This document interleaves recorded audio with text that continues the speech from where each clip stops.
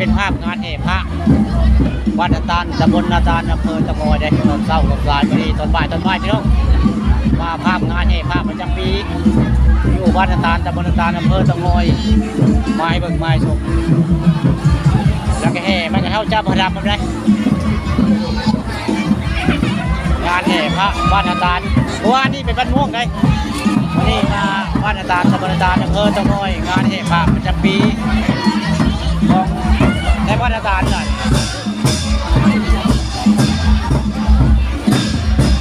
บรรยากาศภายในงานจ้ะเขาเรียกกันหน้าในงานแห่พระเพิ่นวันนั้นประชาชนได้มาภาพบรรยากาศในงานแห่พระวัดนาตาลหรือว่า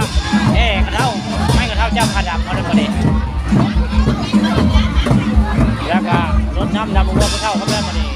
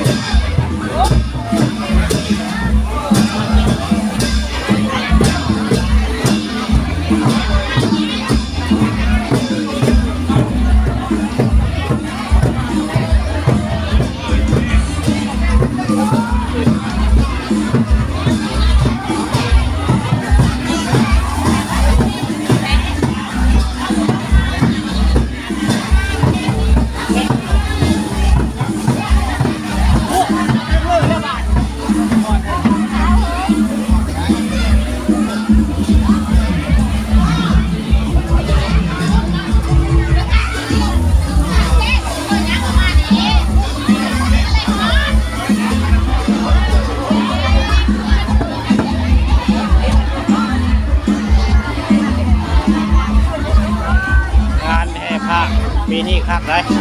แม่พระแล้วก็คนนำมาอย่างผู้จะทราบเพิ่นไว้ไงเป็นอะไรนี่ท้องถิ่นของคนอีสานเลยแต่ละปีก็ปีนึงสิมีเท่านึงไงแต่เมื่อนี้สิเห็นไม้กระเท่าไม้ศักดิ์สิทธิ์ไม้กระเท่าเจ้าพระดำในงานเลยใครยังย่อบอกว่าจะได้กินเนื้อกินแห้งไป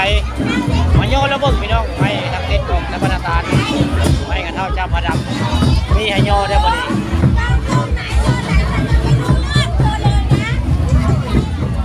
บรรยากาศในงานแห่พระวัดนาตาลตำบลนาตาลบรรยากาศครับ